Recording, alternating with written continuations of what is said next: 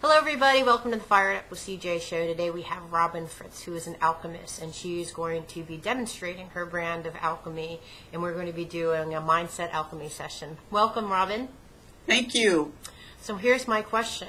I actually have a new radio station that I'm going to be part of, CBS Sky Radio, and I'm occupying someone's previous time slot.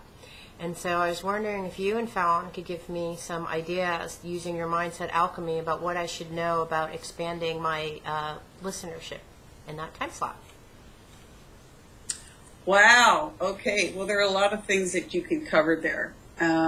Maybe we could explain a little bit first about what mindset alchemy is. Sure. So we can ground people in that.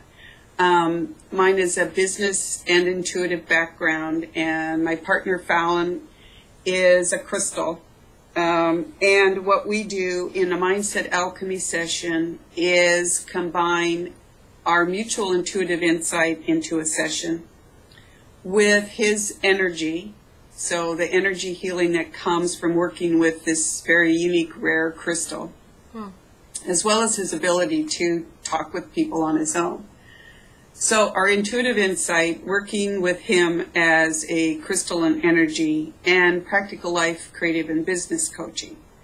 So what you're asking is, you're talking, you would come in and sit down with us, and you have some specific questions about the time slot that your radio show is in, and you're filming it from your own office as opposed to going in to another office. So it's done remotely. So what you're talking about is the basic airspace of the time. Yeah, I'm just trying to figure out how can I actually build a listenership as quickly as possible, given I'm occupying someone's previous time slot. Someone's leaving, I'm going into a new space, which happens in physical situations too, right? I'm moving into a new office. I want to build my business or some energy that was there before. What can I do to either leverage? And the person who was there before is a fantastic host, so he has, I'm sure, a lot of great listeners, but what do I need to know about occupying? So there might be some follow-through listeners who are just tuning into that site, expecting to see somebody else. Right. What I would actually recommend in a situation like this is for people to step back and realize that just because they're not in a physical space does not mean the space itself is not affected or aware. And it's very interesting that you bring up something like radio shows, just like a television show, or music, anything that goes out over the airwaves. We think, well, you know, how can you actually communicate with that? One suggestion would be to sit. Now, when does the show start? It's on the January 30th. It's our first broadcast. So you have a few weeks. I would actually, So Fallon is here talking about that's interesting that you're into the whole business logo thing. We redid our business logo this last year and included both of us in the logo and his background in the banner. And he's saying, look at the logo and the representation of the radio online. So the presence that you want to devise, create a picture of it, actual concrete picture of it. I do have a logo in front of you, a logo for your station. Yeah. And and this would take longer than a few minutes, but as you think about that, imagine the colors that would be involved in that and the vibration of the information you want to get across. So you're not doing a comedy show. No. You're doing a serious business show. No, it's actually going to be, it's called Fired Up with CJ. I have a logo. It has reds and yellows and bright blues. And I'm glad you actually firing up people. Because it actually said serious business show, and it goes, yeah, but I can have fun too. Yes. And yes, but we're not talking about totally non-functional stuff. We're talking about stuff that applies to living creative business and personal lives. Yes. So that's why I say not stand-up comedy in the sense of telling jokes all the time. You can laugh, but it's very serious and directed towards the work. Look at that and look at the colors that add vibrancy. The Fire It Up is a great tool for creating, that element of going forward with something. Yeah. But to actually sit at, So he's saying actually sit at the time slot that you're talking about for every day as you're moving up into that, and actually sit there and feel the station, whatever the logo for the station is, the logo that you've created for your business, and the intentions that you have for it. Now, I don't like to get woo-woo-y on things like intention or manifestation or abundance. It's a very practical thing.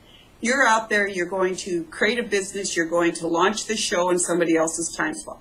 What you're going to do is acknowledge the spot as it existed before you in that person's space, and ask that space to move on with him and to open up a new way of being in it for you. So it would be clearing the space the same way as we would clear a home or a business. So sit with the intention of that, do some incense, surround yourself with the feelings and the colors of that place, and then actually do some pre-shows in that spot. Fascinating. At home, so that you're not actually doing it on the radio station, but you're preparing the space so that it, as the outside observer, can watch what you're doing. It's almost like previewing a movie before you've completely cut all the elements. Yeah. None of us are going to go to the movie theater and see the 16 hours of video or making that went into making that movie. But you're creating that in your mind as you go into it. So your first show isn't really your first show.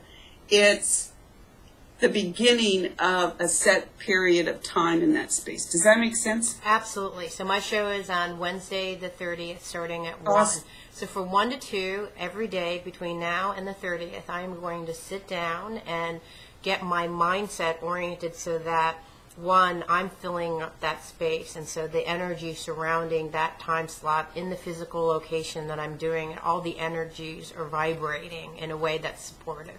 Right, and you're also bringing in, you're actually doing a completely different show than was in that time spot. It is, yeah. He was a psychic who was doing psychic readings. Yeah, because it's actually saying this is completely different than what I'm used to, and I'm feeling uncertain about that. So I would actually start having conversations with the space and saying, this is what I do, and this is why I do it.